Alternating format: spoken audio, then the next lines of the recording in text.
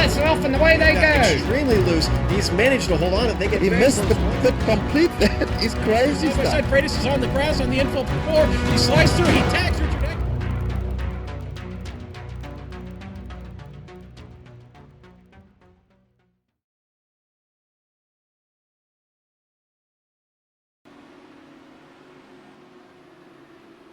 Live this evening from Joliet, Illinois in the Chicagoland Speedway, we'd like to welcome you to GSRC's continuing coverage of the LionHeart IndyCar Series Season 2. Tonight, Round 3 from Chicagoland. Up in the broadcast booth as always now, myself, Evan Posoko, Sean Ambrose, I'm Jed Yaman in the production hauler getting us on air this evening, and Sean visiting our first intermediate track, we'll call it, so far on the oval side of things for round 3 and a back-to-back-to-back weekends, essentially, to get this season kicked off. And we look forward to tonight's event. That's going to be 84 laps at 126 miles around this 1.5-mile tri-oval speedway, and going to be exciting as always. A lot of practice has been going on, and the final moments of it are now closing in before they get set for the 5-minute closed qualifier session. And a lot of anticipation up to this one, because again, these intermediate tracks make up the majority of the oval side of things, so this one could be key. And so far tonight and so far throughout practice throughout the week, Rick Music, one of the guys to keep an eye on, but there's always a lot of competition, all these times very close.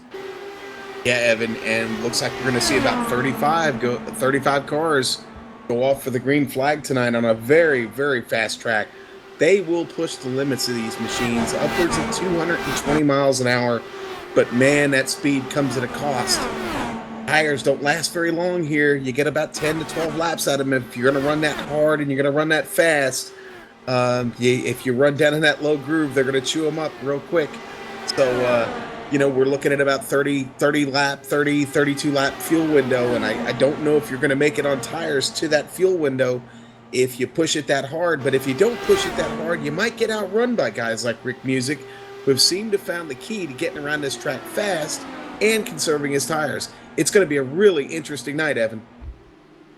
And we talk about making it in between green flag stops. That is if we make it that far under green flag conditions. Again, tonight's race at 84 laps. You take a look at the average lap times in the range of about 25 seconds. This race, if it goes green, can be done very quickly. However, as we've said the last few weeks, Sean, and you've dubbed it, the push is real in these cars, and that could lead to some trouble for a lot of the drivers tonight navigating through a field what right now sits at about 34 cars strong, getting set to take the green flag in this one. And although there is a little bit more room at this racetrack than some of the others that we have visited, including that Iowa Speedway, which really turned into a brawl 1 week ago, the Chicagoland Speedway, not all that forgiving as well, because again, very easy to get in there with that aero push, and just in the middle of the corner, that thing would have put you straight up into the outside wall and really give you no time to react to that. So that going to be something as well. Pretty much week in and week out on these ovals is going to be a key to the race. Yeah, well, a lot of these guys have been talking about the Chicagoland stripe this week, and apparently the wall has not been very forgiving on these cars. In this series, you get one fast repair, and that's it. So got to use it wisely, and you definitely don't want to get into that wall anytime soon in this race. You definitely want to save that fast repair for when you really need it. Again, with that fast repair, you don't get a choice as to when you use it. If you get just the slightest bit of damage, even a 0X is going to incur a fast repair in most cases. So, it's going to be pretty interesting to see what happens here tonight. I am expecting these longer green flag runs tonight because I've seen it here in practice over the past several days. These guys are really smooth, very skilled drivers in this series, and I think only the strongest and the guys who have the line figured out the best are going to survive. So we're getting ready to kick off qualifying right now. In fact, it just went off. We've got 5 minutes of open qualifying here, and closed qualifying, Evan, and let's see what these guys could do. I predict a lead lap of somewhere in 25.1, 25.2, somewhere around there. It's going to be really fast. Yeah, we see that they tend to lose about a tenth or two in comparison to those practice times via the fact that, again, it is closed qualifying. You're out there for single car runs. So right in that range, which is still bad fast around the Chicagoland Speedway, a track that in a stock car, you're going nowhere near close to full throttle, but these DW12s can make it look quite easy when you're out there by yourself. Again, the traffic is going to be the exciting thing. You talked about the fact that we only have one quick fix and the fact that we're running with a 60% fuel cell, putting us in around the range of 30, 35 or so if you really want to stretch it to get a yellow, depending on what the driver's going to do in that. But again, the question is tires. How long do they last? Race control warning these guys, nothing funny on these. Again, some drivers might try to spin the tires a little bit, get some heat in them. Race control obviously monitoring that, and that's a part of racing. Everybody try to find something to give them any sort of advantage, but right now our pole sitter Justin Laxton, or rather fastest car in practice, he's rolling out in the overdrive graphics machine as the times start to trickle in. Typically that second lap is going to be faster than the first one, so you'll see a time go up, and then we'll see these guys really hop up into those higher 10th second brackets. But want to talk some track facts about the Chicagoland Speedway. As I said, located in Joliet, Illinois, has a capacity crowd that can pack in here well above 75,000 race fans. This track broke ground back in 1999, opened in 2001, so still one of the newer oval racing facilities that is featured on the NASCAR circuit. The IndyCar Series in real life does not race here. They do race at mini tracks similar to this, but not at the Chicagoland Speedway. But 18 degrees of banking, Sean, that's going to be something to talk about. Really lets these guys drive it down to the corner. Yet again, though, because of the asphalt surface, very abrasive, you go in there, you got a lot of speed, but at a cost to your tires. Yeah, and I think we're going to talk about that all night, Evan. It's really going to be a war of who manages their tires the best. I mean, really, I think that's what it's going to come down to tonight. You can play all the fuel strategy in the world you want, but if you don't take care of those tires, like I said, you run this thing hard for 10 or 12 laps, they go away quick, and it's either out of the throttle or into the wall. Take your pick. Neither one is a good scenario. They're both going to send you to the back of the field, Evan. And we're taking a look at all the cars out there on track. You see Alfred Shepard right now making his qualifying effort so far. 13 cars have put down an official lap time so far on track, many of which, again, still cycling through in this 5-minute period. Not much, it's not like in real life where if you hesitate and go at the end, you might catch a cloud, get some extra grip.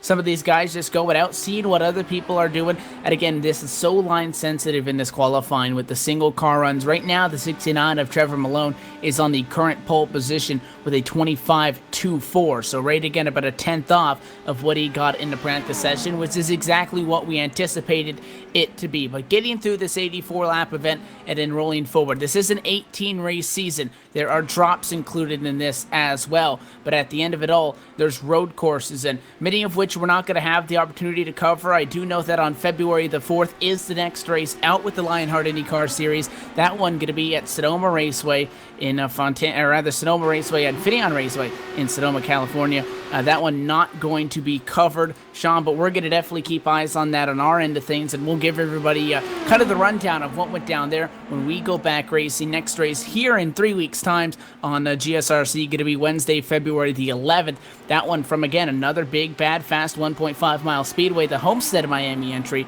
down in Homestead, Florida. So a lot of exciting things to come so far, and although it is early, again, you're starting to see some names up at the top of the championship standings. No surprise that Jesse Vincent leads right now, coming through 2 races, but Rick Music could be on a really good of a hot streak. We talked about that he's the quote-unquote favorite. Well, qualified right now and provisionally was 19th, puts down his second lap to the pole right now. Goes that number 5 car, Sean. Coming off of a win last week, getting 4 bonus points for most laps led, a clean race and all of that. There's a lot of momentum behind that 5 car. Just as I say that, Matt Kingsbury knocks him off the top of that. How about that? 29th fastest in practice. The 021 goes to the top of the charts right now with just 10 seconds left. What a move. Yeah, the Kingsbury brothers are fast, and Matt might be the faster of the two. I hope Ray didn't hear that, but anyway, I understand they're very competitive, but a 2:11 out there in solo qualifying like that, that's a hot lap, man.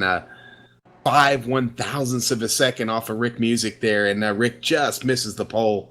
They will start double file to start the race, but the rest of the way, when we go on restarts, it'll be single file, Evan. That's the way we do it here in the LionHeart Indy Series. Qualifying has come to a close, so we're going to let you know where everybody stacks up, and we get all lined up here for 84 laps from Joliet, Illinois. Matt Kingsbury stealing it, a 28-spot pickup from practice. He sits on pole with a 25-11 alongside him. Only 5 1,000s back is Rick Music. Third position to Trevor Malone. Fourth is Tony Lurcock, and Dan Turen in a top 5 spot. Yeah, and Big Joe Hassert in 6th place in the number 11. Dano Brookins in the number 93 in 7th. Chris Lanini in the number 92 starting in 8th. Bradley Walters, 56 in 9th place. And rounding out the top 10 in the 777, Ospen Espity in 10th place. Daniel Benefield in the 069 will roll from 11th. 12th to Ray Kingsbury. Justin Laxton back in 13th position. He was the fastest in a practice session. 14th to Jesse Vincent, and Andrew Hess 15th. In 16th, League Administrator George Anzaldo. In 17th, Michael Gray, who we have seen be very fast. He could be there at the front tonight in 17th. Vern Wright in 18th. Robert Bluen in the 48, 19th. And starting off in 20th place, Ian Adams in the number 78. Carl Burke, the Valvoline entry in 21st. 22nd to Jack Bogan. Jason Robards, 23rd. 24th is going to be Drew Motz in a 45 car. And in 25th position, a 1-2-3 Thrustmaster entry of Aaron Malrich. All right, and in 26th place, we've got the number 15 of Chris Poole. In 27th, the 111 of Mark Norbert. In 28th, Alfred E. Shepard in the number 9. 29th place, Vincent Bluthenthal in the 72. Krista Nelson rounding out the top 30 in the number 25. John Downing, the Sim Posters entry, will roll from 31st position. That's set up a 82 car. Michael Whitman alongside him up high in 32nd. 33rd tonight on the field, the 820 of Martin Nagelkirchen, and 34 cars in the field, and rounded it out, the number 2 of Corey Connor, who was second fastest in the practice session in that kind of tiger print number 2 entry, 34th position after he does not put down a time in the qualifier. So finding himself at the back is not the preferred way to get one of these races started off, especially when you consider, and almost ironically enough, because of the giant hole in the air that these cars punch, it's still pretty hard to make up significant time, because when you get spread out, the guys in front of you are that much faster. You can't really do a whole lot. But this race going to be exciting, and we're glad to have you with us this afternoon on the Global Sim Racing channel as we get set to go round 3 racing with the LionHeart IndyCar Series. Matt Kingsbury will be in control of this field. Pace car tucked down and away, and the only time we'll see him too wide at a restart tonight. Green flag in the air. We're racing from the Chicagoland Speedway. Top 3 already single-filed out. Now, small challenge for second. Trevor Malone wants to put it on the inside of Rick Music, keeps the nose there, and he'll be able to make it a side-by-side battle, pulling even with him at a 2. Here at the back of the field, Corey Connor up into the wall. Looks like he got into another car, got into him. Corey managed. He's still going now. He's in the fence. Around goes the 2 car, up and over. This is at the back of the pack at a 2, and up and over wildly goes the Corey Connor entry. Green flag remains out. He's going to have to try to limp that one home. But this very early, Sean, I just talked about, was second fastest in practice. Either did not qualify via, I don't know if he had a penalty or anything like that, but just made contact at a 3-wide situation. The 57 moved up and put him in the fence, and just like that, you go from being a top 5 car in practice to essentially destroyed in the opening laps. Yeah, and, I really expected Corey to be a contender in this thing tonight. I really felt like, this is his race to make up some ground in the points. And, boy, what a really, really tough break for him. But, he just was in the wrong place at the wrong time. They tried to go 3 wide there. Car got into him, and he went up into the wall, and then that was all she wrote. And then he skated back up the track into the wall, and he is in the pit and going to get that repair, but going to have a lot of time to make up here. I guess we'll have to see what happens for Corey.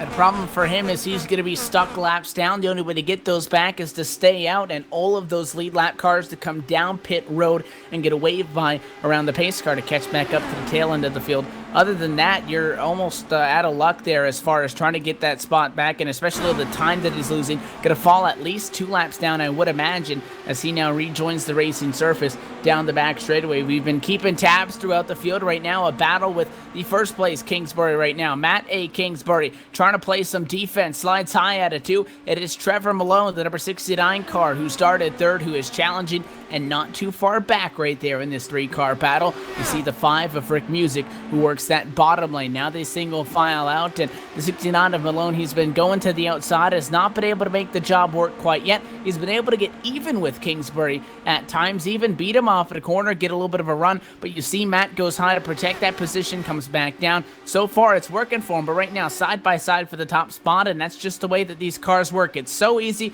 even if you're a guy like a Rick Music, a lot easier to pass for second than to pass for first, because you can still use that air advantage. Once you snap out of line, although you may have that quote-unquote slingshot that you're trying to pull, you hit a wall of air, and that's what Trevor Malone's struggling with right now. Keeps looking to the outside, nothing brewing quite yet. Can imagine that 69 at some point may want to try to get down to the inside.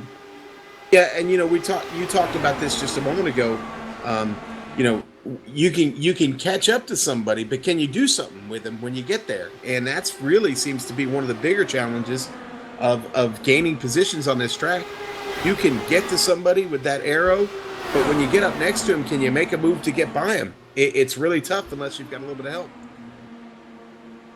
Catching somebody is one thing, making a pass is another, and he'll get the job done. Give it to the 69 of Trevor Malone on the outside, and ducking down in front as they came off of the back straightaway will take the lead, and he goes to the point that time by the start-finish line. Matt Kingsbury will remain second position. A lot of people, again, still very, very close together all the way in this field, all the way through 24th position, still within 5 seconds of our leader, and quite a few amount of cars. You got about 4 of them within a second of each other. Small challenge for the 10 machine of Andrew Hess. He's on the inside of the 52 of Ray Kingsbury. This battle back for 14th position.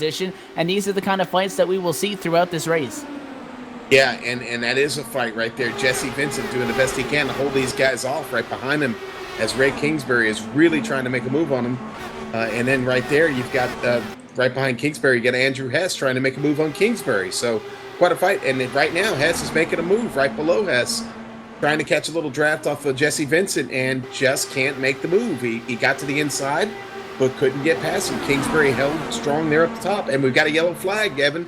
Did you see it? Caution flag, and we got somebody up in the fence. It's Jason Robarge. The number 64 car is stuck upside down. We're going to get a replay going, and it looks like it is the right front that's kind of hooked up in the meshing there. Replay is going to be going live right now, and we'll see what the trouble was on the inside, and the car upside of him. You see that hooks him around, and that's a part of a sim, is everything's not technically correct at sometimes, and a little bit of a glitch there, we'll call it, but it's contact up on the outside lane that waits what started. We said the push is real, Carl, and just catching that wall, Sean, is the Ian Adams machine. He comes down, and nowhere to go for Jason Robarge. I mean, gets hit in the right rear, turned around, and again, still a rough hit regardless, but you saw it was the right front that kind of got stuck in the fencing and almost looked like he was on a carnival ride at one point there, kind of went up and over and got stuck, and because of that, no tires on the ground, had no way to get back out there on track, and he's forced to take a tow, and that's going to be his one and only quick fix,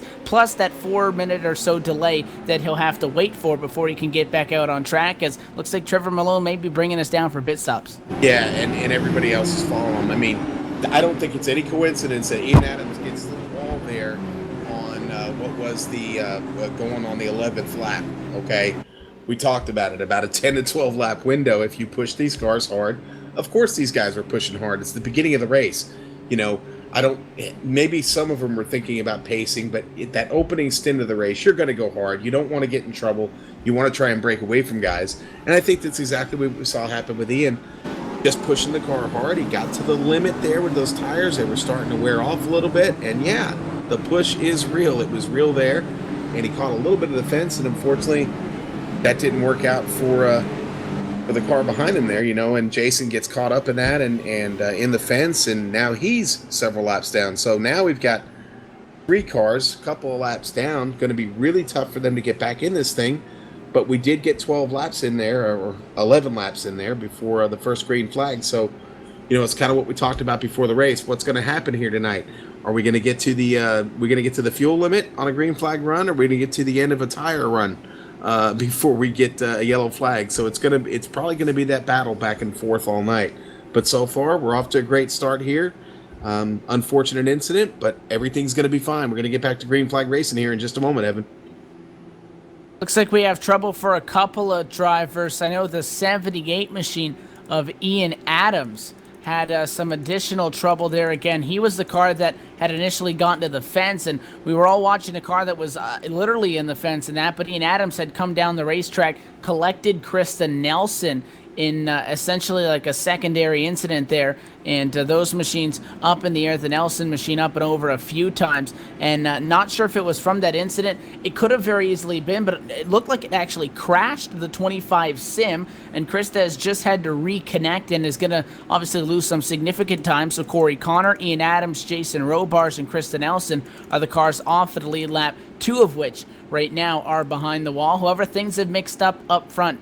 Sean, you talked about the Kingsburys, and it was Matt Kingsbury who was fastest. Well, Ray now sits in the top spot. The 52 did not come down pit road, and he's going to be your race leader. Trevor Malone let us down, but he enters first and exits third. That's going to put him P4 on track, with Matt Kingsbury in second and Rick Music right now in third position in front of him, and Big Joe Hassert right now rounding out the top five. Okay, so Ray Kingsbury doesn't come in. He's back there mid-pack, maybe not going quite as hard as some of these guys that were at the front, but he's probably got a little bit left on these tires, but the question is for how long? Thinking he's gambling for the sake of position here, probably hoping for a caution flag here on the restart, 2, 3, 4 laps, then he's in good shape. But so I don't know. We'll see here. I know if I was driving next to him, I would certainly beware, because if he has worn those tires off pretty well, probably only going to get about 5 or 6 laps out of him. Then he's either going to be lifting or he's going to be drifting up into the wall, neither of which could be a good scenario for you. So that could be an interesting play there. It could pay big dividends for him. I guess we'll see here in a few laps what happens, but definitely an interesting move here early in the race when he could have gone in and got fresh tires like everybody else. So we will see what happens, but tough break for Krista Nelson. She just doesn't seem to be having any luck here to start the season. She's been awful fast in practices, had really good runs, and second week in a row here, just not a really good result for her. She's now 4 laps down, and going to be really tough for her to claw her way back into this race in the Dominatrix machine this week.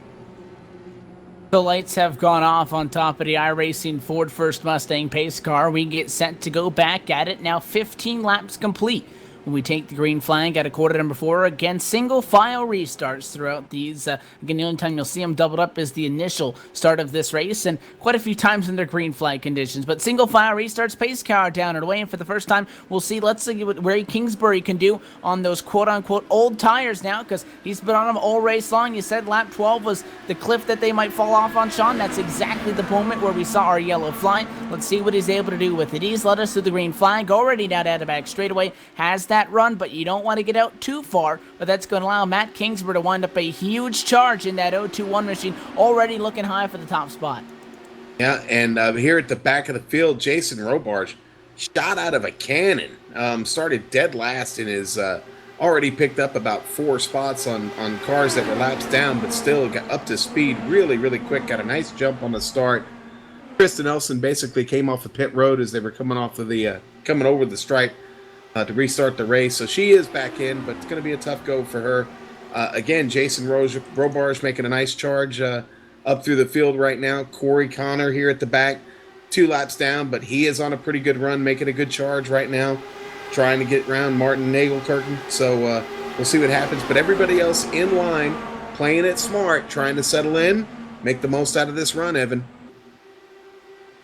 That battle for the top spot still sits in the hands of the Matt Kingsbury entry now, as the 021 machine has been able to get it off of Ray rather quickly, and following him through is that fast number 5 machine of Rick Music, who now gets that spot. So Kingsbury is going backwards. The next car he's going to have to deal with is Big Joe Hassert just behind him as they work off a 2, but we were too wide, about 4 or 5 rows deep. All of that was around P10 on that restart, as things were quite clustered in that area of the racetrack. Sometimes you'll see we really get spread out, and at other times, quite like that, there'll be packs of about 6, 7, 8 cars that are really all on top of each other side by side, and it didn't take them too long to get things sorted out for the moment as everybody tries to get separated. A little bit of battling going on through this field. You see that 2 car right now trying to fight. He's going around the Jesse Vincent entry. However, that is a 2-lap down machine, so Corey Connor showing that he has some speed, but again, because of that early trouble, nearly gets more turned into corners, contact, and hanging on to it after he made it contact with the 10 car, bobbling off the corner, slow now, trying to regain control. Around them is going to go, and he's going to get down to the apron and get well out of the way. That may have just destroyed his car once again, and he's going to come to a stop. He's done. Caution flag now flies, and we're going to slow him down. Believe it is for his machine that is stopped on the racing surface, or down on that apron area for that matter, but just talked about how he was showing speed like one of our leaders, Sean, and just got contact in the corner by a lap, or rather, well, it was a lap machine in comparison to him. He's laps down. It's the 10 of Andrew Haas, who was 16th position. The 2 just kind of drifted down, didn't expect Andrew to be there, made contact. It was a great save by Corey Connor, but that machine was obviously upset by it, went back up, hit the fence, and when he came down to stop, that did trigger the caution flag. And what that has done now, he has exited out, he's taken that toe to pit road, and he is actually manually disconnected from the sim. So he's brought that thing behind the wall, and after being second fastest in practice, the number 2 entry of Corey Connor, his night is done. Ian Adams has been out since that incident at a corner number 4. Krista Nelson, who Sean you've been talking about, was able to get back out on track. Her machine now officially out of this race behind the wall as well. So Connor, Nelson, and Adams all done in the early stages, which leaves Jason Robarge as the only car who is off of the lead lap. He's going to stay out, try to see if he can get his lap back, but the majority of the leaders staying out, so he's not going to be able to do so. But it's going to be a pit stop for Ray Kingsbury, who stayed out and didn't quite work out for him. In about 2 laps, he lost the top 3 positions already, so everybody else going to keep an eye on, see what happened to that 52, and keep that in mind if they think about trying to pull some strategy later on. Yeah, and you mentioned Jason Robarge a moment ago. That really did actually work out for him with Corey and Krista dropping out, and of course Ian already being out of the race. I mean, he's the only car a couple laps down now, so he's going to be able to work his way back into this thing if he plays it right. And man, he was on the come. That car was flying. Of course, he's already used his fast repair, but if he can keep that car straight, he could still be a contender tonight. Again, he was awful fast here off of that last restart. Unfortunate to get another caution that quickly, but you know what? There's a few guys who've made their way back up to the front here. Big Joe is our leader right now. Tony Lurcock up there, and Rick Music is still in striking distance. I still expect him to be at the front. One of our sponsors here, Justin Laxton from Overdrive Graphics. So far, so good. Having a really good run. He was awful fast in the qualifying race. I believe he finished 3rd or 4th, I think it was. So Justin will definitely be someone to look out for. Here now we see a lot of these guys decided to stay out. Big Joe stayed out. Tony Lurcock stayed out. A lot of your guys that were up front here stayed out. So, this is going to be an interesting restart. We will be single file on this restart, and as we always are here in the LionHeart. And wow, what a development! Jason Robarge is disconnected. He is out. So much for that theory. Thought Jason was going to be able to claw back into this thing, but I guess not. So now we have 31 cars on the lead lap, Evan. And again, knowing that he had already used up that one and only quick fix, and again being stuck 2 laps down, at some point, you're going to have feelings of dejection and possibly that you might get back up. And you mentioned it there, with Connor and Nelson going behind the wall, he was able to gain 2 spots. Even if Robarge were to stay this entire race 2 laps down, may be able to get a fair amount of spots depending on how this race progresses. And if everybody in front of him has trouble, people drop out of the race, you slowly pick up spots off of cars that retire out. And every point counts. However, it looks like this is going to be one of those drop weeks for the Jason Robarge machine. So everybody that's had major trouble are already behind the wall, and we have pretty much 30 fresh-looking race cars out there still on the lead lap, all the way back to John Downing. in the Sim Posters entry, the number 82 car, who sits in 30th position, and he will bring it back down pit road this time by to just get things topped off as the lights go off on the pace car. Big Joe Hasser now finds himself in control of the field, as again a little bit more strategy calls on the pit cycle and the fuel and all that going underway on this last cycle of yellow flag stops, which has kind of shuffled up the running order a little bit. Yeah, it sure has, Evan. And, we're going to get back started here with Big Joe on point. Tony Lurcock right behind him. Dan Benefield in third. Justin Laxon there in fourth. And Austin Espity, who was started in, 13th place, finds himself now up here in the front of the field. So Jesse Vincent's lurking there. Drew Mott. So we've got some awful fast cars up there. It will be interesting to see who gets out to the big lead first. Can Big Joe pull away from these guys, or are they going to just stay right on his tail? I guess we're about to find out, Evan, as we get ready to go green here. Yeah, we get set, pace car get a duck down, and the 11 Big Joe Hasser will be in control of this field. The places to look is right around mid-pack, where the accordion effect goes through the field, and everybody get up to the gears, who does what, and how close do things get. Everybody groups up. Green flag now flies a huge checkup. Looks like about P6 as green flag flies. It is going to be that area there. It looks like on the outside lane, Jesse Vincent really got checked up. Drew Motz went to the inside, and the number 45 car, they're able to kind of back it off, because if Mott's passed Vincent, may have been penalized with a black flag in that one, but he got hard on the brakes, and that's exactly what we're talking about with that accordion. Close, but no issues on that one, at least between those two drivers, but it could have gotten ugly, and behind them, look at P12. We're too wide, multiple rows deep out of 4. Yeah, and Red Kingsbury had a real close call with the 72 machine of Vincent Blumenthal. Almost had a big wreck there here at the back of the field. Ray slid all the way back after trying to get to the front there, and almost cost him there that decision to stay out front after that last caution. So, oh man, another close call right there. So we've got another car kind of dropping through the field here, and man, they are scrambling back here, Evan. We've got some interesting battles going on here, 10th through about 15th place back here, man. Yeah, that's where the side-by-side is, and you see Ray Kingsbury down on the bottom lane fighting in a side-by-side battle with Martin Nagelkirchen. Nagelkirchen is the car that we saw very close contact nearly with Matt Kingsbury. Kingsbury now making a pass on Chris Poole for 9th in front, but this is the Hornet's Nest. Too wide, still multiple rows deep. Take a look at them at the start-finish line, and speeds of access of 215 miles an hour, and they're side-by-side through it all. Again, all of this about 10th through 15th. Nagelkirchen will be clear for the moment in front of Trevor Malone. Then you got Ray Kingsbury, followed by Dan Duran. Vincent Blumenthal still fighting it out with Rick Music, who came down pit road from a top 5 spot, trying to get back up through this in 16th position right now. And they'll single file out for one lap, and then the next time around, it's going to be everybody who's chasing somebody down gets that run, and we return to side-by-side action, which you see just in front of them here for 12th spot. Up high, the 69 of Trevor Malone, trying to make a move on Nagelkirchen. He goes up high. Yeah, it's pretty dicey back there, and who would have thought when this race started we'd be talking about Rick Music back here in 16th place. In a really, he's in a hornet's nest right now, surrounded by cars that are just, dicing and cutting all over the place here, and anything could happen at any second. He's really on guard right now as he tries to make his way around this track. 3 wide going into turn 3 here, Evan. Jeez. Wow, what a race. It's the aggressive move down low by Dan Duran in the 06. Somebody's up at the outside wall. Caution is now out, and around at a 4 is Vern Wagon. Hard contact into the outside wall. That's the 007 machine.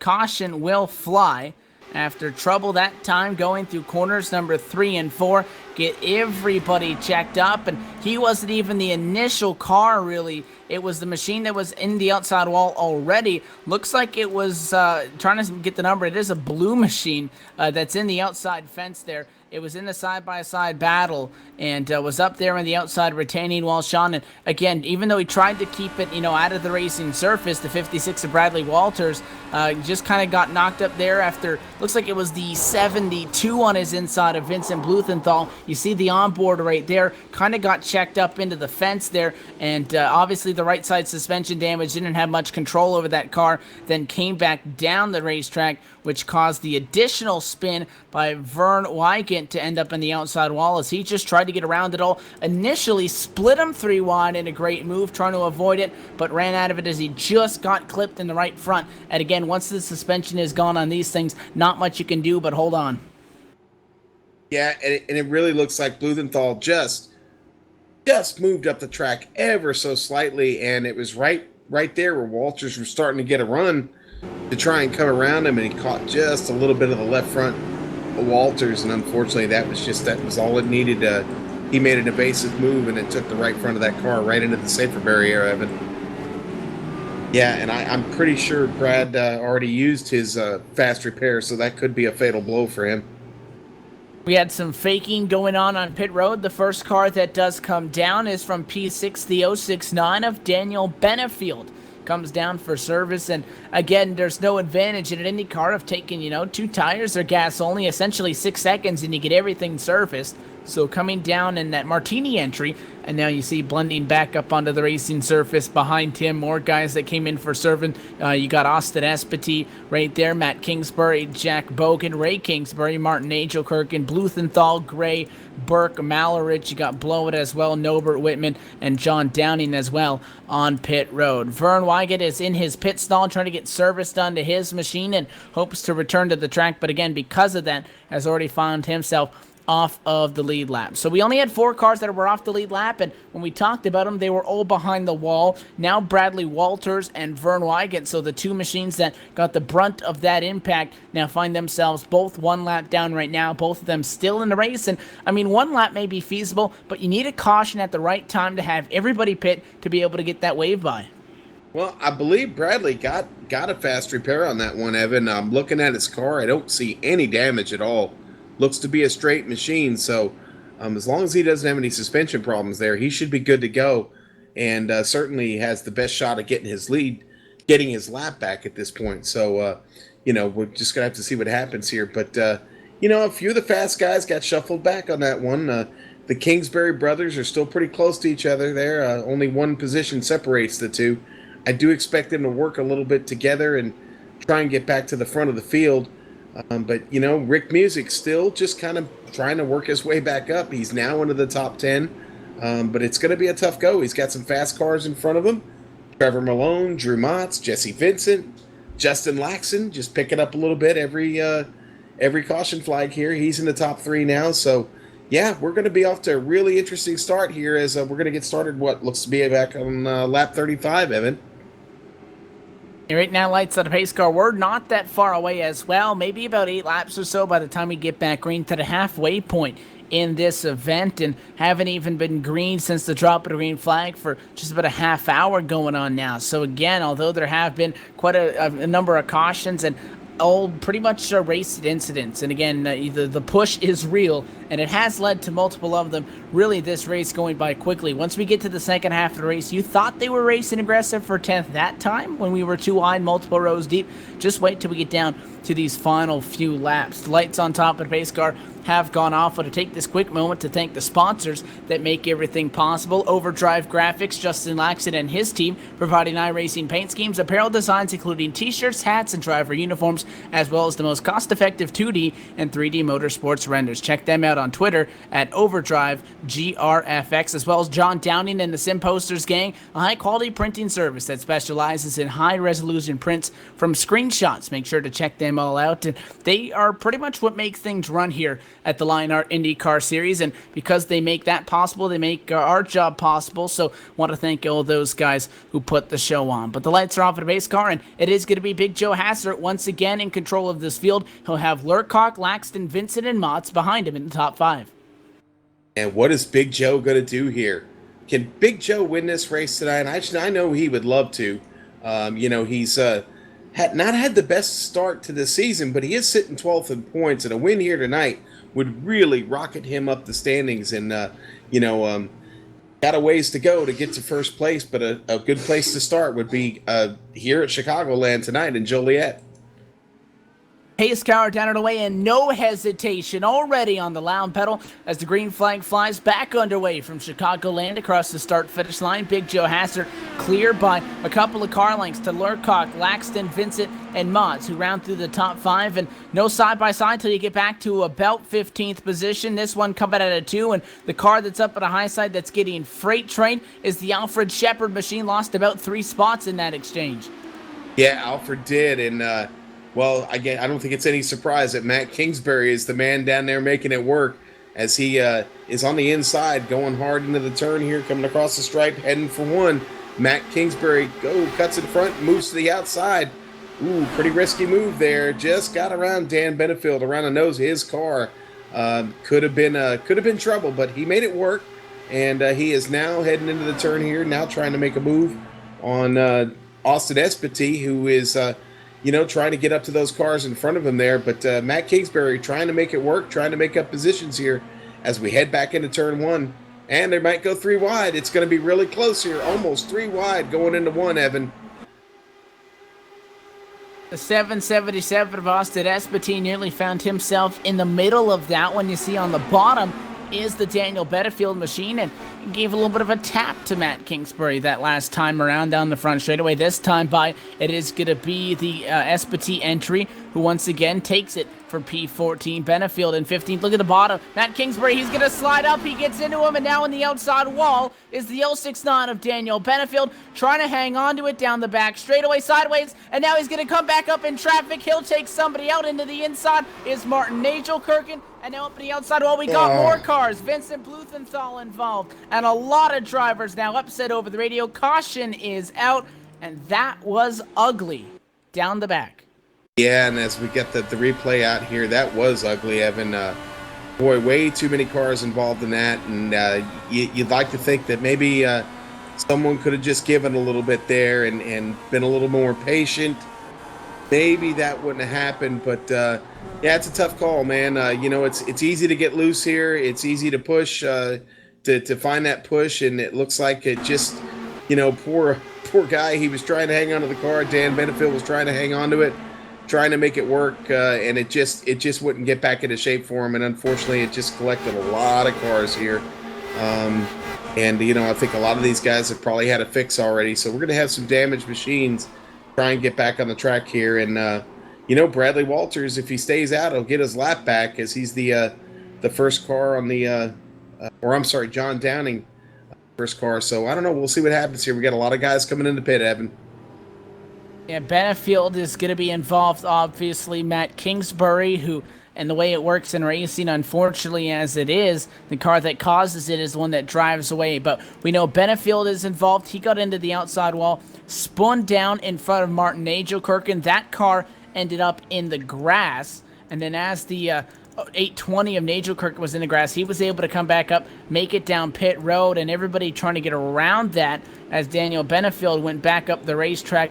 He got hit by a spinning Lowe's number 48 entry of Robert Blowen. Michael Whitman was slowed with damage because he got into the back of the 48, who pinned the brakes on the back straightaway trying to avoid it. And then more cars involved. Vincent Bluthenthal, who checked up, got nailed from behind by Aaron Mallarich. So about 5-6 cars total involved in that latest incident, would slow us back down and is going to trim down this field size. Just that 28 cars in the lead lap. But again, many of these drivers, I guess the key for them is they were all on 4 tires, unlike some of the incidents we saw earlier, which means that, Sean, they're able to drive back, get that quick fix, get back out, and keep that lead lap status, as opposed to having to wait 3 minutes via a tow before being able to do so. So that's going to save a lot of them. But Bradley Walters, the 56 machine, is going to go 1 lap down. John Downing, who gets collected in that, the number 82 car, is 2 laps down, and he's in for service as we speak.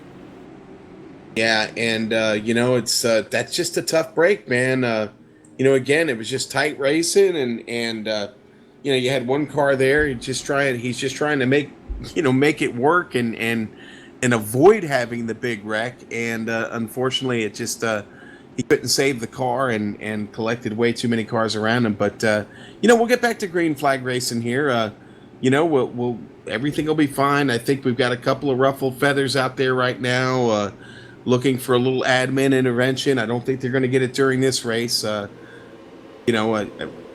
Everything is subject to replay, and I guess everybody will look at it after the race. But So far I think we just can chalk these up to racing incidents, and everybody moves on, and hopefully we can get some good green flag runs here to the finish. We've been lucky enough to finish under green so far. I think we'll do it again tonight. There's been a little bit of attrition, but generally when there's a little bit of attrition like that, we see the field kind of, the cream rises to the top. Guys get back in this thing and settle down a little bit, and we've got the second half of the race coming up. We're about to hit that halfway point right now. Actually, we did just hit the halfway point. We're 84 laps tonight. We're on lap 43, about to come back around to 44, and we'll restart this thing on lap 45. The lights go on for the pace car. These brakes in these DW12s. Going to be a beautiful thing when these guys go to Infineon coming up in February. It's going to be a beautiful thing when they go to all the road courses, but a gift and a curse when it comes to record avoidance, because these guys are able to slow down so fast. And obviously that's going to make the closing rate for cars behind them. Check it up. Most of the cars in that incident are going to be from people trying to avoid the initial one, from somebody slowing down and getting run over from behind. That is why verbally frustrated was John Downing in the 82 over the radio, because he got smoked by the 007, who is 5 laps down, who came by and got him on the right side. That's how Downing got the damage. Other than that, he was fine. So the brakes are both a gift and a curse on these ovals for wreck avoidance. And again, when you're going 120 miles an hour and you stop at a dime, there's not a lot of reaction time. And again, unfortunately, it's part of racing. And the car that made the aggressive move, that if you want to make the judgment call and say that it was caused by Matt Kingsbury, well, he's P3. Pace car tucks down and away. Green flag in the air as Dan Duren takes it back in the 06 car, who now sits in the top spot. Austin Espety in second, and pole sitter back in the top 3 spot, Matt Kingsbury, and Ray right behind him in the 52. Yeah, and taking a look back here, Rick Music, things aren't working out for the guy right now. He's shuffled back to 14th place, but you know what? I think my fast money is still on him before this is all said and done with. He's been amazing this week in practice runs and the practice races they've had leading up to this race. So I still expect Rick Music to find his way to the front, but Jesse Vincent and Trevor Malone right in front of him. So he's going to try and follow those guys, as they're really fast too. And and Justin Laxton had to fall back a little bit there on that pit stop. So, there's a good group of cars back here running about 10th through 14th place that are going to try and be making their way back to the front of the field here, Evan. The battle right now for the top spot is a side-by-side one at that, but not all that intense, as Espety takes a look to the outside. Can't do anything with it that time on Dan Duren, who sits in the top spot. And again, we'll have to tuck back in line. Oh, things got real close at a 2-3 wide as Drew Motz is slowed off the corner. The 45 car nearly making contact with a lap machine of Bradley Walters. Got tight, had the check way up. They went 3 wide around him. Splitting him was Trevor Malone and the Justin Laxton machines.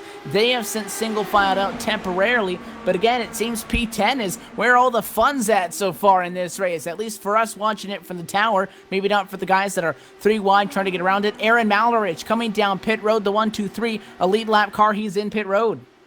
Yeah, that has seemed to have been the battle tonight, huh? In that's somewhere between 10th and 14th place, Evan. It's been crazy. Kingsbury moving up to second place. Trying to get to the front here. He almost got him again. He did almost, Evan. I saw that. I got to the front of the field just in time. That was really close. And Austin Espety manages to hold off Guerin right now, but Matt Kingsbury got his brother coming up behind him here, and are these two going to work together, or are they going to battle it out for position? I guess we're about to see here in probably half a lap, Evan. Yeah, we saw that it was Kingsbury who slid up, making contact, leading to the last caution, and again, nearly got into the Dan Duren machine. The push is real, and you know what? It's affected a fast car like Kingsbury, that it is rough out there, and it goes hand in hand with making those aggressive moves down to the bottom. Sure, it'll feel like it'll turn all the way when you dive into the corner. Once you get halfway through, it's a completely different story. That's going to cycle him back to third spot. Dan Duran, you see right there, there's a lap machine up high, and he just started the push, had the back way out of it, and that's Aaron Malloridge trying to do everything he could, Sean, up high, as out of the way as he could be, but it's just the timing on that those lead lap cars, you get tight off the corner. We saw it just happen to Drew Motz, and that time going to cost a lot of time to Dan Duran, because he'll slide back. Matt Kingsbury and Ray Kingsbury will pass him, and now he'll have to make his way around that 123 this time through. But sometimes if the lap cars do everything they can, still not enough room for these guys out there on track to all share. Yeah, and with as hard as these guys are going, it's really tough. I mean, I feel bad for Malrich. I mean, he's doing everything he can to stay out of the way, but with as hard as these guys are going and with these cars pushing up the track, where can you go? You want to hide on the outside, but it may not be the best place to be when these cars are pushing like that. So Aaron really having a struggle here to try and just stay out of the way, but stay in the race. Yep, and we're hearing from our director, Big Joe, making a run for the front of the race, to the front of the field here, but he's still got a little bit of ground to make up. And, these guys are battling hard as we're starting to chip away these laps here. Evan, we've got less than 30 laps to go now. This is the time. Here we go. And, these cars could make it on fuel at this point. It's going to be interesting to see how this plays out.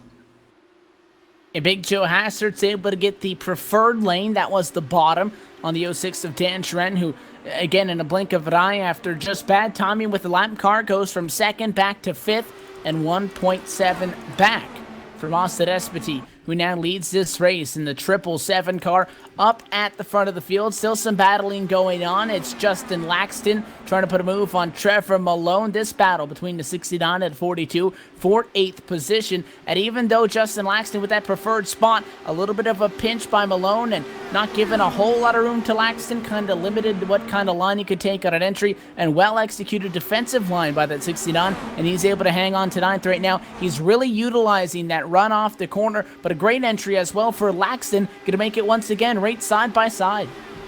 Yeah, and who's right behind those two guys? Rick Music, just taking it all in, waiting to pounce. But, Rick's having the same problem a lot of these other guys are. You can get up to him, but can you get around? That seems to be the problem. Can you make the move on the outside or the inside?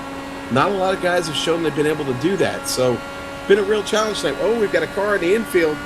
Doesn't look like it brought out a caution here. It was just in front of Music here, and I'm trying to go back to see who it was. And the caution is out now. Daniel Benefield looks like I see a Martini race hit entry slow on the backstretch, 1 lap down. It is going to be the cause of this yellow. That's the car that you saw there, Sean. Ended up in the front straightaway grass, was in a side-by-side battle with the 6, and the 6 came off the fence. That's the George Anzaldo entry back in 18th position, and in response to that, made an aggressive movement left on the wheel. He spun down through the front straightaway grass, spun it around in a 360, and then when he got back going, you just saw it on the back straightaway, spins it out, and that time does not necessarily come back up onto the racing surface facing the right direction, and because he was slowed down there, and sometimes iRacing will be a little bit lax, and if they throw the yellows for that, the sim does trigger a caution, so we do slow them down for that 069 machine. Austin Espity coming down pit road inside of what is now 30 laps to go, so in theory, if you were to go green, you could make it, but again, tires still a big factor in this one, and it doesn't look like many people are staying out and trying to throw a strategy card into this one, as Espity has let us down. Everybody that is still out there on track, I do believe, are lap machines, so everybody getting service. Yep, everybody coming in, wise move. Could make it at this point, and we may see a couple guys try to do exactly that. I do know there are a few guys here who know how to use these tires. Could be a big chance for Rick Music to make up all that time he's lost here in this race. Certainly like to see him get back to the front. This could be his opportunity with this caution coming out right here. Several guys thinking exactly the same thing. Okay, I've got a caution flag here. I've got less than 30 to go. I know I can make it on fuel. I know how to preserve my tires. This could be my chance to get up here and get a top 3 finish tonight. And we have, again, well past that halfway point, just going on now of about 15 laps. The ticker scrolling across the bottom of your screen, letting you know where everybody sits. But let's give you a full field rundown presented by Overdrive Graphics and Sim Posters. Right now, your race leader is Austin Espity. Matt Kingsbury sits second position. Third to Ray Kingsbury, Big Joe Hassard, and fourth, fifth to Dan Chiren, Chris Lanini. Up now in sixth position. Seventh will go right behind Tim. As a couple of these spots get updated out of the corner, want to hold off for just a moment. Chris Lanini will go to the top spot with George Ansaldo, Chris Poole, Vincent Bluthenthal in fourth. Fifth is Austin Espity now. So updated standing. Sixth is Matt Kingsbury. Ray in seventh. Eighth to Big Joe Hassard. Dan Duran in ninth. 10th to Michael Gray. You got Jack Bogan 11th, 12th to Justin Laxton, Tony Lurcock 13th, 14th is Rick Music, Trevor Malone in 15th, and this lead lap has been simmered down to 26 drivers. The rest of them go Motts, Vincent Hess, Nigel Kirk, and Brookins, Blauen, Nobert, Shepard, Whitman, and Walters through this field. So still a fair amount of cars that are in contention to take home the win in this one. And although we're really starting to get down to the final stages of this one, Sean, this restart going to be right there on the money with about 25 laps to go. This race still far from over, a lot to be decided. Yeah, far from over for sure, Evan. This restart is really going to be critical to how the rest of this race shapes out. I mean, you know, we're about to find out here who is going to make this move to the front, who is going to get left behind. I mean, this is really going to be critical. This is going to be the most critical restart of the night as they get ready to take the green flag here, Evan. Well, no, they don't. I'm sorry. Yeah, we got one to go this time by. I jumped the gun there. I was so excited, ready to go. I thought we were getting ready to go again. Yeah, this is going to be a great restart. You know, again, single file restart. Anything can happen. What you hope doesn't happen is that accordion effect back here in the back of the field, because if it does happen, you're going to get guys bunched up, you're going to get cars left behind, and whoever's in front of that accordion is going to break away from the field. So it's a good thing, it's a bad thing. It's a good thing if you're in front. It's a real bad thing if you're stuck in the accordion. So about time to go here. We're going to find out real quickly what's going to happen here, Evan. The lights have gone off. Wave arounds will go to the Malarich and the Walters entries, so they will cycle back up. Walters will regain his lead lap status via that. Again, I said it was possible if you're one lap down, he gets the job done. Malarich will cycle back to one lap down, and still again with the possibility, depending on how this shakes out, to maybe get another wave around and get back to the lead lap as that number 1, 2, 3 machine sits back in 28th. But the restart going to be coming up right on the money for this one. Crossing over, we're going to take lap number 62 of 84 laps tonight, and 23 laps to go in this one. Chris Lanini and trying to steal this race. Started back in 8th position, has kind of been a sleeper tonight. Third fastest in practice, but the dark horse sneaking his way through will lead us to the start-finish line as the green flag flies once again from the Chicagoland Speedway. And a top 5 single file. First battle is about for 4th. It's Vincent Bluthenthal and Austin Espity doing battle. Behind them, Matt Kingsbury and Ray Kingsbury waiting to pounce to see who they want to go with. You know, our points leader, we haven't talked a lot about Jesse Vincent tonight. Back here, mired in 17th place. Yes, he's on the lead lap, but man, he's got a lot of cars to get through to get to the front of this thing and maintain his points lead this week, Evan. It's going to be a real challenge with less than now 25 laps to go. It's going to be a real challenge for Jesse to get to the front tonight. I wish him luck, but you know, it's just it could be one of those weeks where it just doesn't work out for him. But we will see. Anything can happen at this point, as we now officially have almost, what do we got here? 20 laps left, Evan. 20 laps. I'm not liking this packet. It's where it's been all night. We're too wide, at least 6, 7 rows deep, still fighting for it. It all starts in 9th, where Dan Duran is under attack by Jack Bogan. And a slow number 72, Bluthenthal with no speed through corners 1 and 2. Off the back straightaway, the 06 is going to clear him. Now side by side inside the top 10, Chris Poole doing battle up on the high side. You're going to see the John Downing entry lap car just trying to stay out of the way, but we're too wide with leaders, and we got a lap car, and it's Downing. He's just trying to get out of the way, but you might run out of racetrack at some point here, because this is a huge hornet's nest with about 15 plus cars in the relative mix. Man, it is. You said it. It's a hornet's nest for sure, man. I mean, we've got cars just moving all over the track back here. Everybody fighting for position, and some cars trying to just stay out of the way because they know they're a lap down and they don't want to, they want to get into anybody and be the one that causes the wreck. But what are you going to do when, these cars are, you don't have anywhere to go. There's nowhere to go. There's no safe place to hide right here at this track. As we see 3 wide coming off of turn 2, heading down the backstretch. Incredible racing going on right now here in this back half of the field, Evan. Only inches separate that number 72 of Vincent Blumenthal, who is stuck in the middle up on the high side, making the pass on him. Is the Michael Gray entry. Down low is Drew Motz. 3 wide at 222 miles an hour. Into quarter number 1, up on the outside, small contact with the fence. To Michael Gray, he's able to hang on. Nothing major in that. Now 3 wide, right back to where Jesse Vincent is. You just talked about him. Backing out of that is the Andrew Hess entry, but in doing so, he's going to allow somebody to possibly make a move on him. And this is spectacular racing that we're seeing. 2 wide throughout spots, about only 4 cars maybe that aren't in a battle on the racetrack. One of them is Chris Lanini, who, by the way, up front, 9/10 to the good over Austin Espity. But we are all over the racetrack in this middle portion. Still 3 wide for about 14th position. Are you kidding me? Yeah, and John Downing.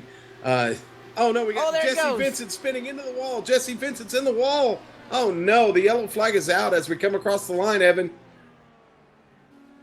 We knew that they wouldn't be able to hang on forever, and 3 wide turned into 4 wide and met a safer barrier. It was the Jesse Vincent entry, who essentially gets kicked off at the bottom there at that lap machine again. Trying to get out of the way was John Downing. Went to the bottom, but was slow and slid up just a little bit, and you see the reactionary move in that middle lane in the corner. Looks like the Michael Gray machine reacts to that just the slightest bit, Sean. Goes up the racetrack and just doesn't catch that thing. You're taking a look at the onboard right now from the Vincent entry. Comes up, gets hit in the left rear. He's turned into the outside wall. Thankfully, we went 4 wide through the grass. Everybody else able to get through this, so, no 4 or 5 cars involved as the aftermath, but a night that, again, we hadn't talked about him. Came in as the points leader and was kind of quiet. Not going to like that because he gets damage.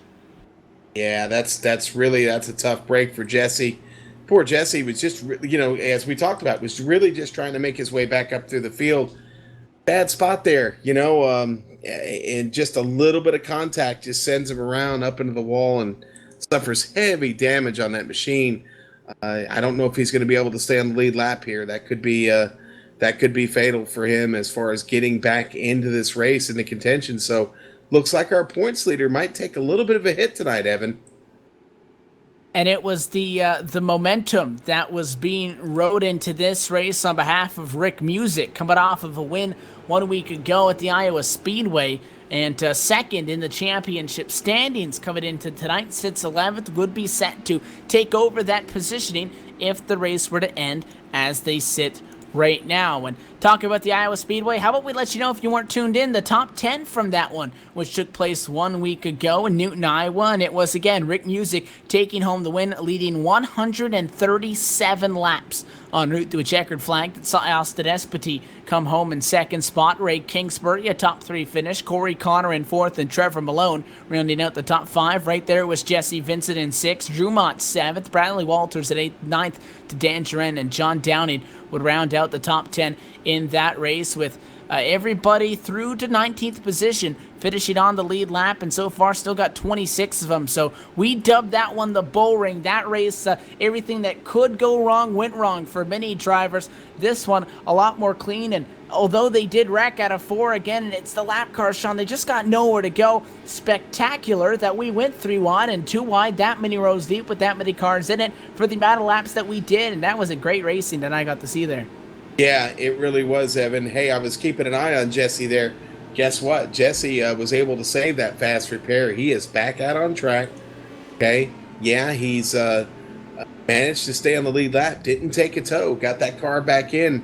As we cycle around here, it looks like he is going to retain the lead lap. And that's pretty fortunate for Jesse. You know what? I'm not going to count him out yet. Anything can happen, right, Evan? He may not lose that points lead just yet, and I'm almost feeling kind of bad that I counted him out. Interesting point about Jesse here. I did watch him a little bit running a BMW in the Roar before the 24 this past weekend. He was driving in a team with several guys, and haven't got to talk to him since then yet, so I'm not sure if they finished, but that was quite an event that they had here on iRacing last weekend, and hopefully a lot of our viewers and people listening to us got a chance to take some of that in. I believe it's next Saturday on the 31st that the first official, the official version and the first ever official 24-hour race, the 24 Hours of Daytona, going to be taking place as well on the sim, which, again, pretty much anybody that's in, a high league like this, I know a lot of the people that I talk to that are in leagues that are broadcasters, they do leagues, have kind of had to divide their time almost these last few weeks between, all right, getting ready because I got to go for points, but how sick would it be to win the first ever official 24 Hours of Daytona on iRacing? So that's a major event next weekend also that a lot of these drivers, as you just said, are kind of balancing their schedules with. That one requires a lot of practice, and again, it's never been done before. They've had a couple of practice ones, as you just said, but I mean, that's going to be exciting, and I'll definitely try to keep up to date with all of that because it should be a really fun event. Yeah, well, and for racing enthusiasts such as myself, I will actually be up for 24 hours this weekend watching the Rolex. I've got lots of coffee stocked away, and then the following weekend... You're going to marathon weekend, the whole one? I am, yes, sir. I'm going to marathon the race, and I'm going to marathon the race, and I'm also going to be spotting for a couple of different teams, GSRC being one of them, on the official iRacing race the following weekend. So I've got 2 long weekends ahead of me coming. Well, I know that I'm definitely gonna. I was debating if I should marathon it, so maybe we'll have to work something out. We can marathon it together, the whole 24 hours on that. Next weekend I'm not gonna be in town, so I'm gonna be trying to get updates from everybody that I can on what's going on at the top split, what's everybody doing, because I know a couple of people as well are trying to do them solo, as well as obviously with their team. So that should be a fun one. But by the way, 11 laps to go. Pace car down at the weighing in. Can Chris Lanini lock this one up? He got a second to the good last time. Restart now out, and already caution. Trouble back at the pack and around. It looks like it's Bradley Walters. Yep, trouble back here at the back of the field. We're cueing the replay right now. That's that accordion. Yeah, it did. They got bunched up, man, and I'm trying to get to the replay, and unfortunately I'm just not picking it up here, but looks like he got hit by Daniel Benefield too. They were getting over, and the green flag flies. And again, although it's flowed, you can't duck to the bottom and pass because obviously the reaction times are going to be spread out and delayed throughout the field. Benefield looks like he got on the throttle there, you saw, and just got into the right rear of Bradley Walters' machine. And for Walters, who was laps down, Sean fought through adversity to get back to the lead lap. A tough pill to swallow for the 56 machine. Will get damaged, will not have a quick fix, may come down and like to try to get whatever optional repairs or even required repairs that he can on that machine under this cycle. But after being able to get back to the lead lap and moving forward, tough break on that, but could be worse. He'll still be on the lead lap. Yeah, and you know what? I'm going to go ahead and give it to him now. I'm going to give Brad the I hope he doesn't mind me calling him Brad, but I'm going to give him the Hard Charger Award of the night, man. Either that or the Goodies Headache Powder Award, one of them. He's had a challenging night and still managed to stay on the lead lap, so good on him. He's going to finish this race, and hopefully he's going to do it on the lead lap. But it's been a tough night for poor Bradley Walters this evening. And now, again, let's talk about Chris Lanini in this number 92 car. I said he's been a sleeper tonight. He sits right now P1 in the number 92 entry. Was third fastest in practice. Qualified top 10 at 8th position. But we really haven't talked about him until these final 30 laps. We talked about the guys in front of him in practice, the guys right behind him in practice, but this 92 has snuck under the radar, which may be the key to what's been able to get him to that top spot, Sean, because nobody minds being a dark horse in that. And, if everybody's paying attention to the likes of our top points runners who are having trouble, again, we blink and next thing we know, Lanini's in a position. And again, 2 restarts before this most recent one, got out to a second lead. Nobody could catch him at that point because he was gone. The draft was not enough to allow people to catch up to him. You take a look back at the field. Behind him is going to be Austin Espity. If Lanini can get a restart equal to what he got 2 caution or 2 restarts, I guess I go now, that number 92 car could, quote-unquote, steal the win here tonight. Yeah, well, I think the person who has the most to gain at this point, though, when we're talking about overall points, is Ray Kingsbury. Here he is sitting in 4th place right now, or I'm sorry, in 3rd. No, he's sitting in 4th place right now. He's in 3rd place in the points. We've got Rick Music is falling back here, and Jesse Vincent not having a really good run. He's back here in the field. Ray right now, he is only 27 points behind, so he does stand to make up some ground on Jesse and Rick if he can finish this race strong and possibly get up on the podium. And this one coming down, so we need to talk scenarios. Again, the way this works in IndyCar, and again, doesn't hurt because in iRacing there are no green, white, checker options, but this race ends at the scheduled distance. There's no overtime. There's no stopping them and, do it a manual end. Once we get to lap 84, that's the white flag. Once we complete that, this race is over. So we have to look at the way these cautions are stacking up.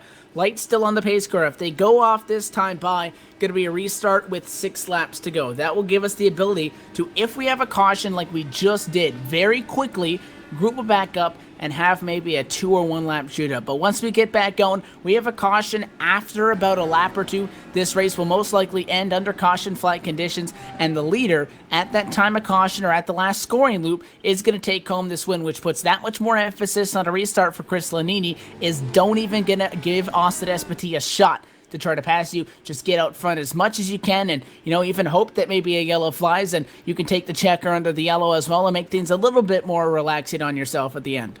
Right, and one thing that's not going to be a factor on this restart, Evan, is you're not going to have any lap cars in the way. All your lead lap cars are going to start ahead of the lap cars with less than 10 laps to go, so that's the way the field will reshuffle here when we get started. So you don't have to worry about anybody really being in the way, per se, at this point. So it's going to be hard to the checkers, man. This top 5 is a really, really good crop of drivers. Heck, I'm looking at the top 10. It's a pretty good crop of drivers there in the top 10. So, pretty impressive night. I mean, we got George Anzaldo, who started in 16th place, sitting in 5th right now. And Matt Kingsbury, he started in he started on the field. I'm sorry, I lost my place there. Ray Kingsbury started in 12th, and he's there sitting in 4th place. So, this is going to be a fast field here on the restart. We're getting ready to go hot here. And going to do it with about 6 laps left. Possibly for the final time in this one. Green flag going to be coming out to take lap number 79 in this event. So believe that's going to put us right on that 6th lap to go mark. Pace car dives down and away. Fuel still a factor as well. Chris Lanini on the accelerator. A lot of these guys using these cautions to try to save fuel to make it to the end. The 92 crosses under the start finish line as your race leader, and we're off in the corners 1 and 2. Single file all the way back to 13th position. It's Andrew Hess fighting with the 45 of Drew Motz. Yeah, watching the back of the field here, and right now they're still battling hard, man. These little packs right here are just really battling hard, not giving a lot of room, a lot of side-by-side racing, and geez, I don't want to see another caution flag at this point, but, man, with the way some of these guys are running, it could certainly happen. Jesse Vincent going hard, trying to make his way around Dano Brookins right now, trying to get back up somewhere here close to the top 10. Crossover for the lead, Sean. To the bottom, Matt Kingsbury. What a move by the 021. Did not expect that. He'll go from 3rd to 1st. And now the 021 car is going to lead it at a corner 4. He leads this race as what's going to be down to about 3 laps to go. Austin Espity is going to hop skip over Chris Lanini, who now is back in 3rd position. And Matt Kingsbury, stealing the show here, picks up 3 spots in 1 lap and goes to the point. Boy, and wouldn't that be a feather in his cap to get a win tonight like we were just talking about before the restart. This would be a great points win for him if he can get it. That would just rocket him up the standings and get him a little closer to Jesse and Rick. He still leads this race, now working lap 82 of 84. Again, a caution at this point would end it. Somebody's on the apron, 45, Drew Motz, there he goes. Contact around and up in the outside wall. Chris Poole hard into the outside wall. He's in the air after he got hit. Aaron Malerich is in the ground. Mark Nobert is out in the outside wall as well. And Big Wreck coming at a corner 2.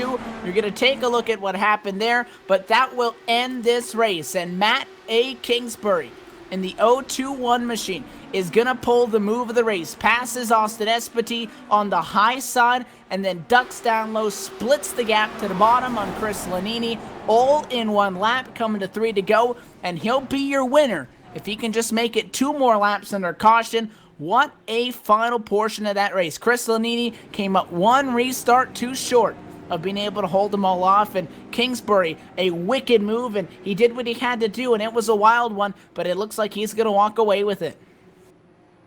Yeah, and what a time to make that move that he made. Was that opportune or what, man? I mean, you know, he makes that move a lap later, and maybe he doesn't win this thing, but yeah, all he's got to do is follow the pace car at this point, and the win is his.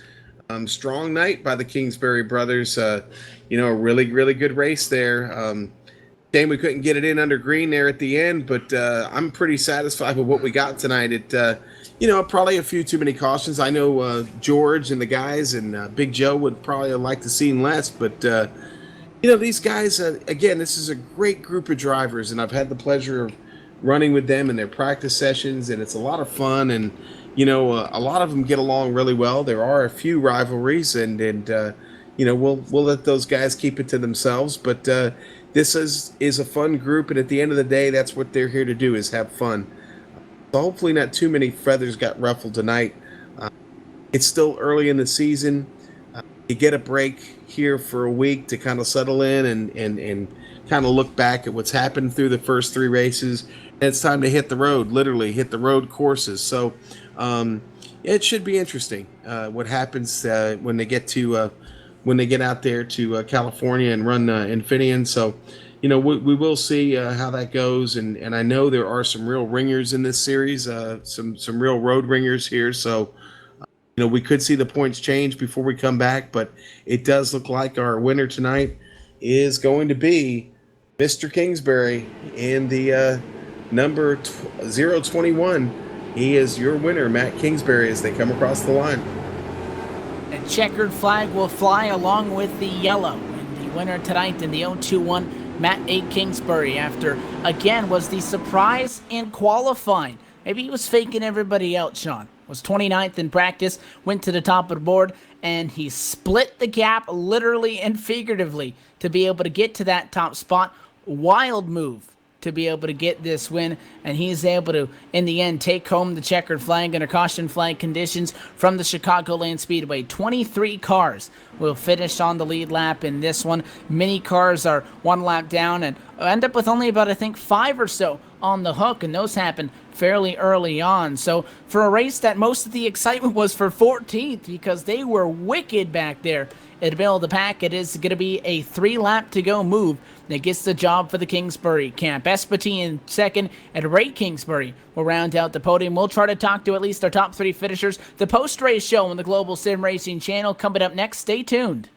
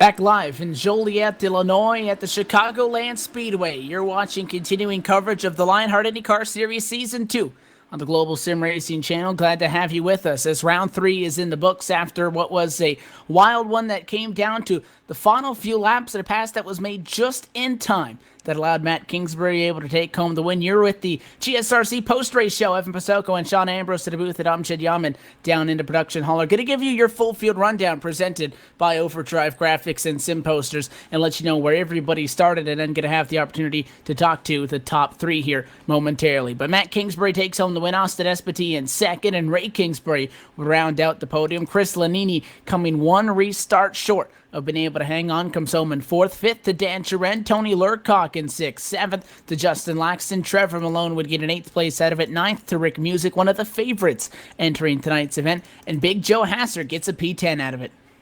Yeah, and George Anzaldo there in 11th place. Jack Bogan coming from 22nd to finish 12th tonight. Dano Brookins in 13th. Andrew Hess in 14th. Jesse Vincent, tough night for him. He started 14th, finished 15th, lost a little ground tonight. Robert Bluen in 16th, 17th, Alfred Shepard in 18th, Martin Nagelkirchen, 19th, Vincent Bluthenthal, who we saw have some trouble tonight, and in 20th place, Michael Gray. Carl Burke would come home right where he started that 027 car in 21st position, 22nd to Michael Whitman, and Mark Nobert would round out our lead lap cars in 23rd position. 1 lap down to the 24th and 25th place machines are the 069 of Daniel Benefield and the 123 of Aaron Malloridge. 2 laps down and in 26th position, the 82 of John Downing after avoiding a wreck and then being caught up in the melee trying to avoid it, comes home back there. 27th, Drew Motz had a rough one and was doing good until the latter stages in that one. Chris Poole in the same boat as well, 3 laps down in 28th, 29th to Bradley Walters, and Vern Wygant coming home in 30th spot.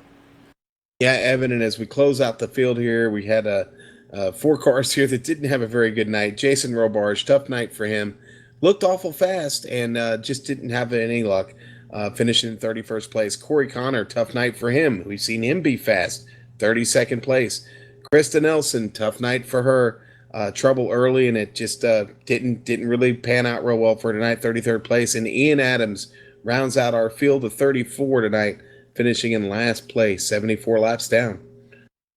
So it was a rough night for some, and one that could have been better, theoretically, for the driver of the number 52 car. I've caught up with down him on pit road, and it's going to be the Ray Kingsbury entry. Ray, coming to this race knowing on championship points-wise, well, both of the guys in front of you had some trouble, so a P3 never hurt, but coming down to those final laps, you started this race 12th and had to work through 84 of them to get to the end. Quite a few cautions, and the racing mid-pack was wild. With all the pit strategy and all of that, how were you able to keep that 52 car out on track and looking as good as it did there at the end en route to a podium finish?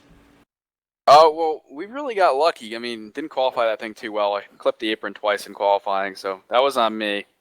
Had pace for a high 1, which would have put me pole, but, I messed up, so that happens. But in terms of fuel strategy and all that, we kind of, looked at, what laps you can make it, and get 1 less green flag pit stop, because with only an 11-gallon fuel tank, you're not losing much by, adding more fuel in pit stops because it takes longer to do the tires. So we figured out as long as you could on the fuel without losing time in the pit lane or missing up a green flag pit stop. So that was our strategy.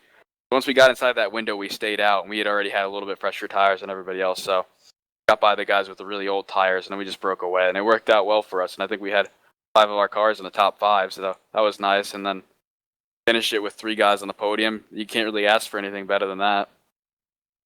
That final restart with these things being single file, you lined up in 4th position at that time. Matt was right in front of you and made a wicked slice and dice move to get to the front, and then a caution cut this one about 2.5 laps short. Did you have some sort of a strategy in play, or do you feel like you may have been in a position to gain a spot or possibly put this in victory lane if that one went green to the end, depending on all those circumstances? What was going down there?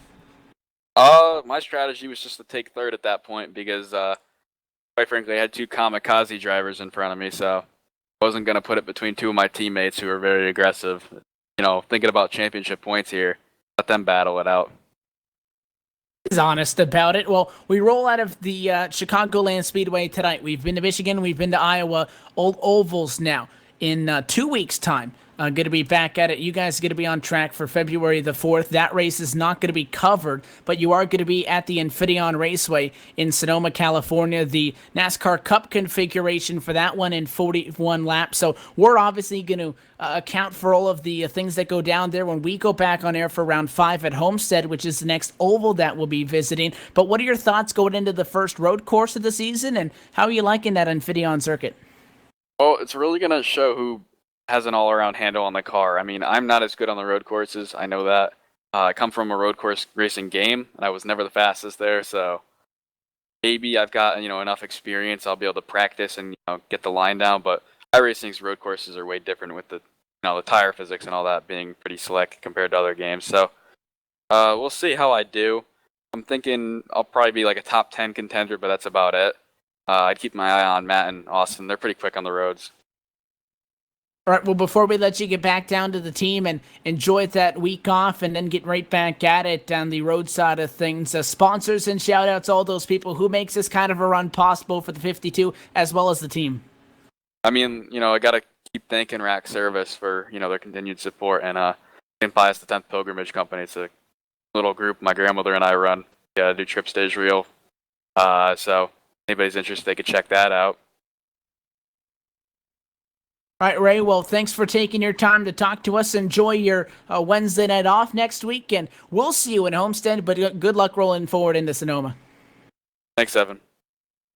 That's it down here on pit road with our third-place finisher, driver of the 52. Started 12th, going to be a podium spot for Ray Kingsbury. Now down just a couple stalls away from me, and with the driver of the 777 Austin Espity entry, Sean Ambrose, you're caught up with him. Hey, Austin. Great run tonight, man. You got out there, you led some laps, had no incidents tonight. You make a nice move up in the points, 5 spots up to 6th place. Tell us all about it. How was it out there tonight, Austin? In the start of the race, it was really sketchy.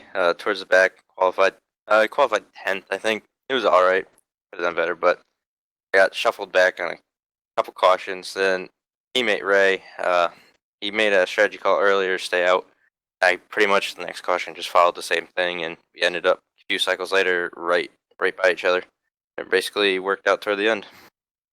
Yeah, it certainly did for you. I mean, that was pretty fortunate. Again, you pick up 5 spots in the points in the overall championship points. Really good night for you, man. You pick up a couple of bonus points for leading laps and for no incidents, and find yourself in 6th place in the overall points right now. You get on the podium tonight. That just all came together for you this week. Who do you want to thank for helping you out this week, getting the finish you had? I would thank my teammates, Ray Kingsbury, Matt Kingsbury, Dan, and Joe, for all the work. Basically helped me get the qualifying line down and whatnot to basically get where I was tonight. All right, and how do you feel about your chances going into Infineon? We hear you're a pretty formidable opponent on the road circuits there. Oh yeah, back in 16th Street at Mid Ohio, and last road course we ran there, it was pretty competitive. So I'm feeling pretty confident going in the road courses. Hey, well, we'll look for you to be there near the front and climbing up the ladder there towards 1st place in the points. We wish you the best of luck there at Infineon here in a couple of weeks, and we'll see you on the track. All right, Austin. Thanks a lot, buddy. Yeah, thank you. We'll go back to Evan as we go ahead and bring our winner of the race in here and talk to him now. We are down in Gatorade Victory Lane where the champagne is flying, and Matt Kingsbury climbs out of his number 021 Dallara entry victorious tonight after playing hookah with everybody. 29th fastest in practice session, pole sitter, and winner tonight, Matt. You had to work for it, though, on that final restart. Started 3rd and went to the high side, cut down, went to the bottom, and you got the job done. How'd you get it to Victory Lane tonight? I don't know. That pass was good. I mean, I told my teammate I was going to probably take it easy on him, and he couldn't make the move stick, so I went to the high side, and it really was probably the easiest pass I made all night, so I really don't know. It was just I got clean air to the car, kept my foot down the entire corner, and blasted by Austin on the exit, and dove to the bottom and made it stick. I mean, I had new tires pretty much compared to that guy, so there was no question the tires weren't going to hold, and Yeah, I just kept my foot down and played smart pretty much the entire race. Ran pretty much clean, and that's how you got to do these races. And if unlike last week when I was just bouncing off of everything, so. And now we've seen, a little bit of everything on the oval side. We started it off at the big 2-mile D-shaped oval at Michigan, went to the Bull Ring at the Iowa Speedway, and now the intermediate track at Chicagoland Speedway. So far, how would you, assess how your performance has been and the team as well? Because those cars are looking pretty good up front there tonight. Yeah, personally, I've had the speed at every track. That's not been a question. My problem has been I've been getting taken out by everyone in the first two races. Second race at Iowa, I got quite unlucky. I got wrecked early on. Was back up in the top 10, and then one of my teammates missed the corner. Nothing much he could do with those old tires, and ended up getting into me. And then at Michigan, the restarts were just diabolical, and I got crashed twice on the restarts when people hit the brakes in front of me. So my performance itself has been good, despite a few errors.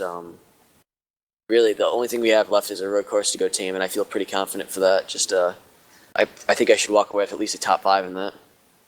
That was going to be my next question, because these ovals that out there in the DW12s, they say you're racing the other cars a lot more in comparison to a road course where, you're racing the track a lot more. Yes, everybody else is out there, but it's a lot more, driver dependent on hitting your mark, staying consistent throughout the race. It is going to be the Infineon Cup configuration. Now, you say you're confident. What do you like about that circuit? Well, I'm glad they chose Cup configuration because I'm quite bad at the other configuration. The Cup configuration is more of a natural circuit. All the braking points are more by feel, and that's what I excel at. I'm good at tracks that are very similar to Barber Motorsports Park, where they flow with the landscape. I'm not good at very technical tracks where you have to brake on a dime. I'm much better at tracks where I have a little bit more freedom. Well, you're going to go into there and pick up some points tonight after a solid effort. Before we let you go, as always, sponsors and shout-outs to people that make this kind of a run and this trophy possible. Yeah, I just got to thank my teammates. They were great. We raced each other cleanly. Joe, Dan, Ray, and Austin. And then I got to thank Rack Service and St. Pius Pilgrimage Company a little bit there. They help us out quite a bit. And, all my teammates that help us out with practice constantly. It's so much fun. We have a huge group that extends over 2 different games. Used to be more, but we've toned it down a bit to 2 different games, and we're looking to just pick up some more championships, and that's what we're hoping to do here.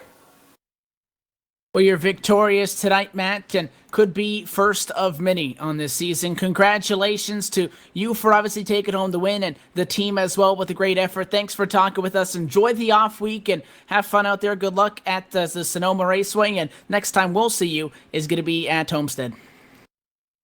All right, thanks. Have a good one, guys. That is your race winner tonight, driver of the 021 machine, Matt Kingsbury. So the Kingsburys won 3, and the whole team up there inside the podium. Sean, we're running a little bit over. We could go on forever about everything that happened, but before we step away after another wicked race at the Chicagoland Speedway, another great race as we expected it to be, that had intense racing throughout the completion and the portions of it. What are your final thoughts before we head off and do a little bit of a break for ourselves? Well, my final thoughts are that was a pretty exciting race. And, Matt Kingsbury climbed 17 spots in the points to get into the top 10 with that win. What a fortunate win for him tonight early in the season. He's back in the hunt now. And, we saw a great race tonight. You get a couple weeks off here, but we'll be tuned into that race or here in a couple weeks. And I'm looking forward to that. I'm really looking forward to seeing these guys on the road. Looking forward to getting out there and running some of these test races with them. So should be fun. Can't wait to get back to some broadcasting here with them. I wish we didn't have the week off, but that's okay. We'll be back, and we'll be back strong, and these guys will be back even stronger. So looking forward to it. Really enjoyed the evening with you, Evan.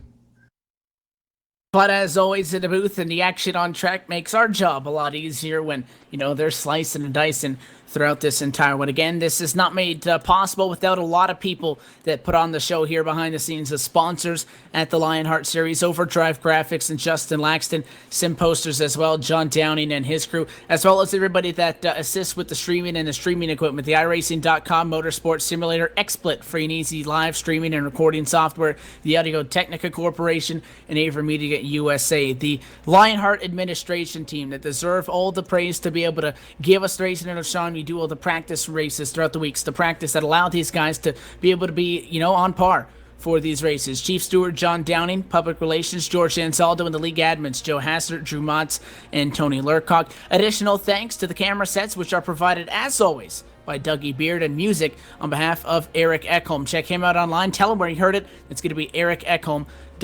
Stay up to date with everything Global Sim Racing Channel online at globalsimracingchannel.com, Twitter at GSR Channel, Facebook.com/Global Sim Racing Channel, as well as the LionHeart Racing Series. Check them out, schedule, standings, and all of that information at the LionHeartRacingSeries.com. Again, coming up on GSRC before we're on next time on Sunday, January the 25th, Pack Majors, Round 1 from Daytona. That one at 5:45 p.m. Pacific Time at 8:45 p.m. Eastern, as well as Saturday, January the 31st, the MX5 World Tour Series, Round 1 from Suzuka, the GP circuit at 10 a.m. Pacific and 1 o'clock p.m.